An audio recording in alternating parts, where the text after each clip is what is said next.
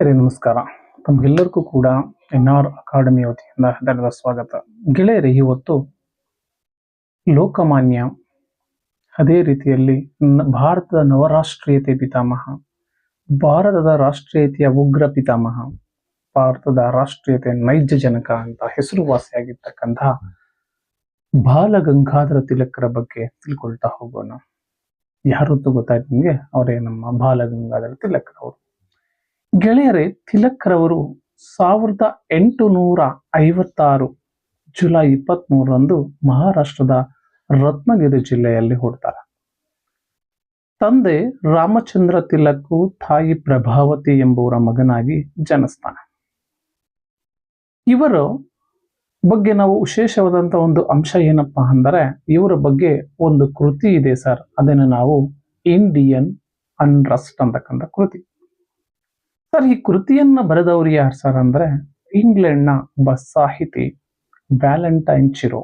ಇವರು ಇಂಡಿಯನ್ ಅನ್ರಸ್ಟ್ ಎಂಬತಕ್ಕಂಥ ಕೃತಿಯಲ್ಲಿ ತಿಲಕರವರನ್ನ ಶಾಂತಿಯ ಜನಕ ಅಂತ ಕರೆದಿದ್ದಾರೆ. ಶಾಂತಿಯ ಜನಕ ಅಂತ ಕರೆದಿದ್ದಾರೆ. ಈ ವ್ಯಾಲೆಂಟೈನ್ ಚಿರೋರವರು ಈ ಇಂಡಿಯನ್ ಅನ್ರಸ್ಟ್ ಅಂತಕ್ಕಂಥ ಕೃತಿಯಲ್ಲಿ ಜಲಿಯನ್ ವಾಲಾಬಾಗ್ ಹತ್ಯಾಕಾಂಡದ ಬಗ್ಗೆ ಸಂಪೂರ್ಣ ವಿವರ ಅನ್ನೋದು ಈ ಇಂಡಿಯನ್ ಅನ್ರಸ್ಟ್ ಅಂತಕ್ಕಂಥ ಕೃತಿಯಲ್ಲಿ ಸಿಗ್ತಾ ಹೋಗುತ್ತೆ. ಗೆಳೆಯರೇ, ನಿಮ್ಗೆ ಇಲ್ಲೊಂದು ಪ್ರಶ್ನೆಯನ್ನ ಮೂಡಬಹುದು. ಇಂಡಿಯನ್ ಅನ್ರಸ್ಟ್ ಅಂತಕ್ಕಂತಹ ಕೃತಿಯನ್ನ ಬರೆದಂತಹ ಸಾಹಿತ್ಯಗಾರ ಯಾರು? ವ್ಯಾಲೆಂಟೈನ್ ಚಿರೋ. ಅದೇ ಜೊತೆಗೆ ಇನ್ನೂ ಒಂದು ವಿಷಯವನ್ನು ನಾವಿಲ್ಲಿ ಪ್ರಸ್ತಾಪ ಮಾಡಬಹುದು. ಯಾವ ಕೃತಿಯಲ್ಲಿ ಬಾಲಗಂಗಾಧರ ತಿಲಕರನ್ನ ಶಾಂತಿಯ ಜನಕ ಅಂತ ಉಲ್ಲೇಖ ಮಾಡಲಾಗಿದೆ? ಇಂಡಿಯನ್ ಅನ್ರಸ್ಟ್ ಅಂತ ಕರೀತಾ ಹೋಗ್ತೀವಿ.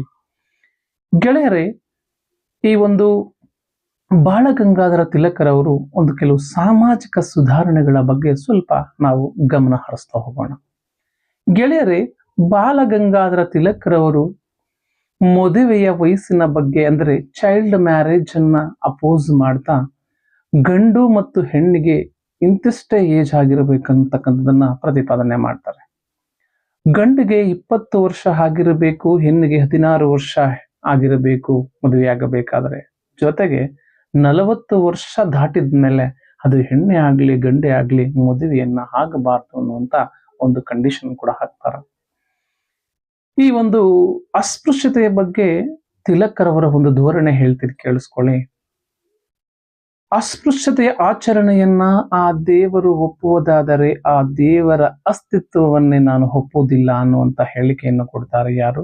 ಬಾಲಗಂಗಾಧರ ತಿಲಕ್. ಅಷ್ಟೇ ಅಲ್ಲದೆ ಇವರು ಲಾಠಿ ಮತ್ತು ಅರಾಕಸ್ ಎಂಬತಕ್ಕಂಥ ಸಂಘಟನೆಗಳ ಮುಖಾಂತರ ಸ್ವತಂತ್ರ ಚಳವಳಿಯನ್ನ ಮೂಡಿಸ್ತಾ ಬರ್ತಾರೆ. ಅದೇ ರೀತಿಯಲ್ಲಿ ಹಿಂದುಳಿದ ವರ್ಗಗಳ ಶೈಕ್ಷಣಿಕ ಉದ್ಧಾರಕ್ಕಾಗಿ the new education policy, new English school ಅಂತಕ್ಕಂಥದನ್ನ ಪ್ರಾರಂಭ ಮಾಡ್ತಾ ಬರ್ತಾರೆ. ಜೊತೆಗೆ ಹಾಗಾದ್ರೆ ಈಗ ಬಾಲಗಂಗಾಧರ ತಿಲಕರವರ ಕೃತಿಗಳನ್ನು ನೋಡ್ತಾ ಹೋಗೋಣ. The Arctic home in the Vedas ಅಂತ ಒಂದು ಕೃತಿಯನ್ನು ಬರೀತಾರೆ. ಅಂದ್ರೆ ಆರ್ಯರ ಮೂಲದ ಬಗ್ಗೆ ಬಾಲಗಂಗಾಧರ ತಿಲಕ್ ಹೇಳ್ತಾರೆ. ಇವರು ಆರ್ಕಿಟಿಕ್ ಧ್ರುವ ಪ್ರದೇಶದಿಂದ ಭಾರತಕ್ಕೆ ಬಂದಿರೋರು.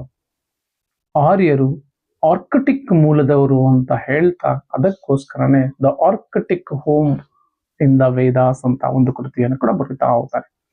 ಅದೇ ರೀತಿಯಲ್ಲಿ ಇನ್ನೊಂದು ಕೃತಿಯನ್ನು ನಾವು ತಗೋಬಹುದು. ದ ಏಷಿಯಂಟ್ ಇಂಡಿಯನ್ ಫಿಲಾಸಫಿ ಅಂತಕ್ಕಂಥ ಒಂದು ಕೃತಿಯನ್ನು ಬರೀತಾರೆ. The Indian philosophy of life ಅಂತಕ್ಕಂಥ ಒಂದು ಕೃತಿಯನ್ನು ಕೂಡ ಬಾಲಗಂಗಾಧರ ತಿಲಕರವರು ಪ್ರಸಿದ್ಧವಾಗಿ ಬರೀತಾ ಹೋಗ್ತಾರೆ. Is a very very important for. ಇನ್ನೊಂದು ಕೃತಿಯನ್ನ ಬರೀತಾ ಹೋಗ್ತಾರೆ. ಅದು ಏನಪ್ಪಾ ಅಂದ್ರೆ ಓರಿಯನ್ ಅಂತಕ್ಕಂಥ ಕೃತಿಯನ್ನ ಬರೀತಾ ಹೋಗ್ತಾರೆ.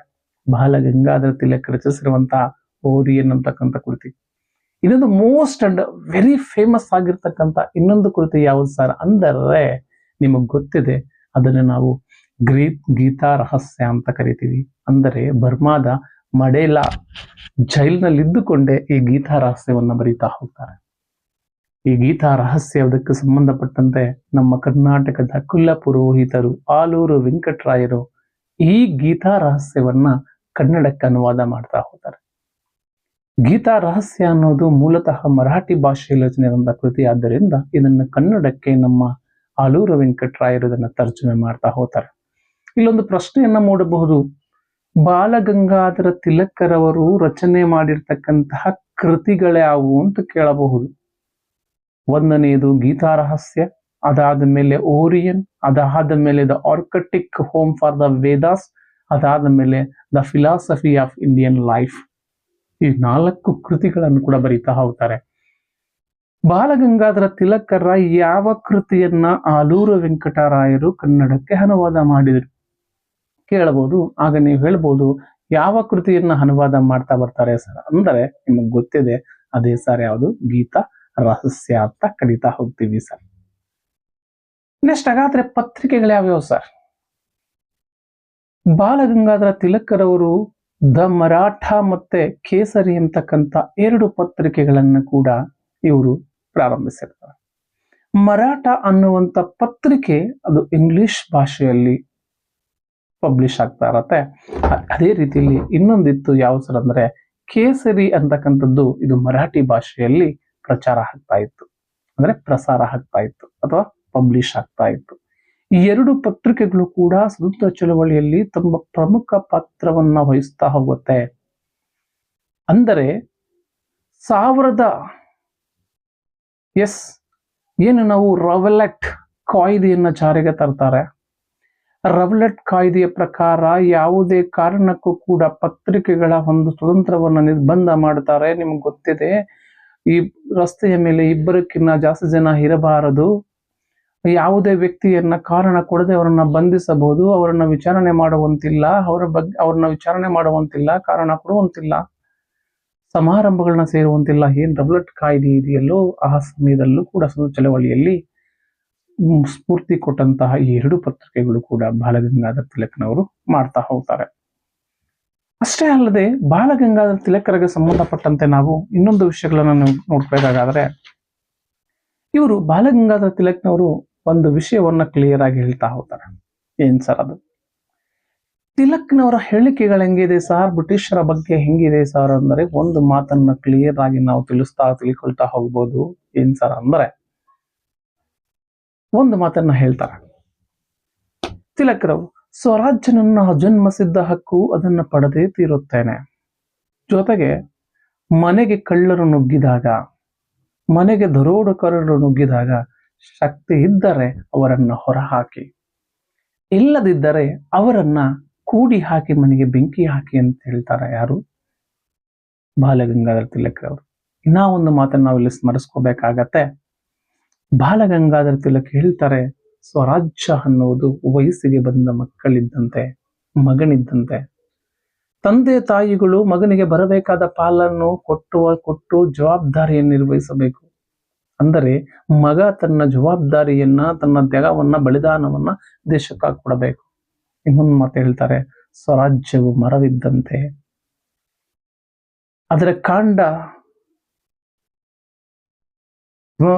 ದೇಶ ಅನ್ನೋದು ಒಂದು ಮರವಿದ್ದಂತೆ, ಸ್ವರಾಜ್ಯ ಅದರ ಖಂಡವಿದ್ದಂತೆ.